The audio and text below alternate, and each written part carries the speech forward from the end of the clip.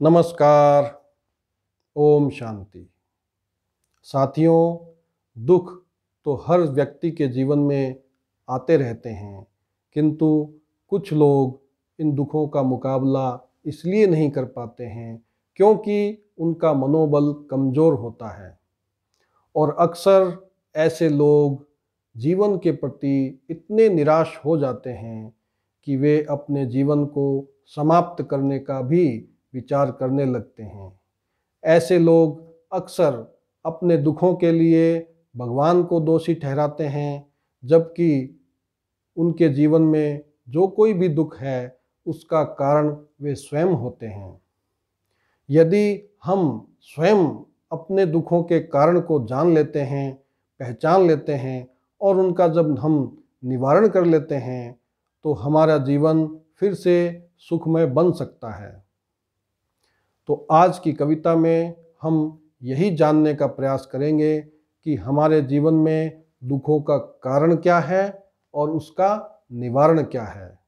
तो सुनते हैं आज की कविता, जिसका शीर्षक है हर घड़ी सुखमय। पसंद नहीं ये जीवन तो दुनिया में क्यों आया। पसंद नहीं ये जीवन तो दुनिया में क्यों आया। ऐसा क्या हो गया जो ये संसार तुझे ना भाया। ऐसा क्या हो गया जो ये संसार तुझे ना भाया। सुख के हर साधन ईश्वर ने तेरे लिए ही बनाए। सुख के हर साधन ईश्वर ने तेरे लिए ही बनाए। नहीं बनाई ऐसी दुनिया, नहीं बनाई ऐसी दुनिया जो त्यागनी पड़ जाए। नहीं बनाई ऐसी दुनिया जो त्यागनी पड़ जाए। भूल क्या हुई तुझसे उसको थोड़ा तो पहचान। भूल क्या हुई तुझसे उसको थोड़ा तो पहचान। पाप किए तुमने फिर दोषी क्यों हुआ भगवान। पाप किए तुमने फिर दोषी क्यों हुआ भगवान। तमो प्रधान अपवित्र जीवन तुमने ही अपनाया। तमो प्रधान अपवित्र जीवन तुमने ही अपनाया। ईश्वर का बनाया हर नियम तुमने ही ठुकराया। ईश्वर का बनाया हर नियम तुमने ही ठुकराया। जब तक धर्म बना रहा, जब तक धर्म बना रहा सब रिश्तों का आधार। जब तक धर्म बना रहा सब रिश्तों का आधार।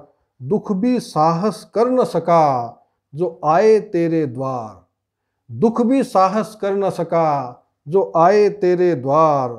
संकल्प स्वार्थ का जिस दिन, संकल्प स्वार्थ का जिस दिन तेरे मन में आया। संकल्प स्वार्थ का जिस दिन तेरे मन में आया। दुख के हर कारण ने तेरे जीवन में प्रवेश पाया।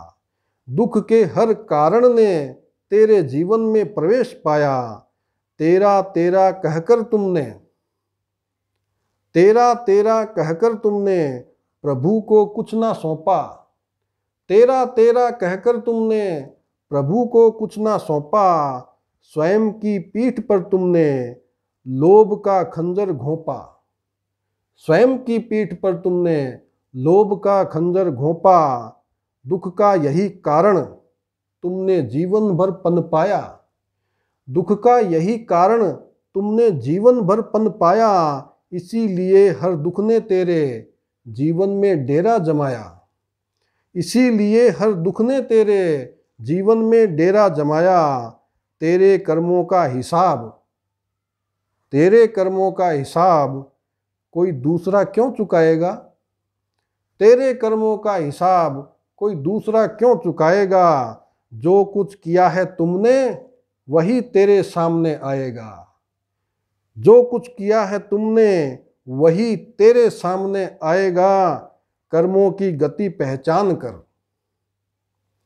कर्मों की गति पहचान कर सुधार ले अपने कर्म। कर्मों की गति पहचान कर सुधार ले अपने कर्म।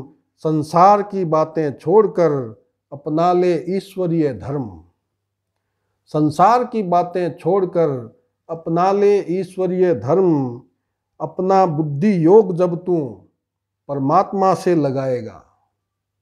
अपना बुद्धि योग जब तू परमात्मा से लगाएगा, हर दुख को झेलने की ताकत तू उससे पाएगा। हर दुख को झेलने की ताकत तू उससे पाएगा। दुख की सारी बेड़ियां तुझे टूटती नजर आएगी। दुख की सारी बेड़ियां तुझे टूटती नजर आएगी। तेरे जीवन की हर घड़ी सुखमय बनती जाएगी। तेरे जीवन की हर घड़ी सुखमय बनती जाएगी। ओम शांति।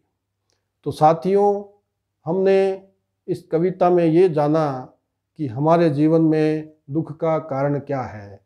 हमारा तमो प्रधान अशुद्ध जीवन ही हमारे अंदर जो दुख हैं उनका कारण है।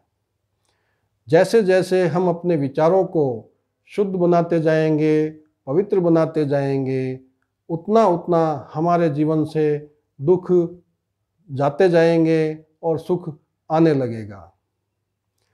यदि हमारे जीवन में लोभ है तो हम इस लोभ के वश अपने ही संबंधों को बिगाड़ बैठते हैं और शनै शनै हमारे जीवन में दुख का आगमन होता है और ये दुख हमारे जीवन में डेरा जमा लेता है।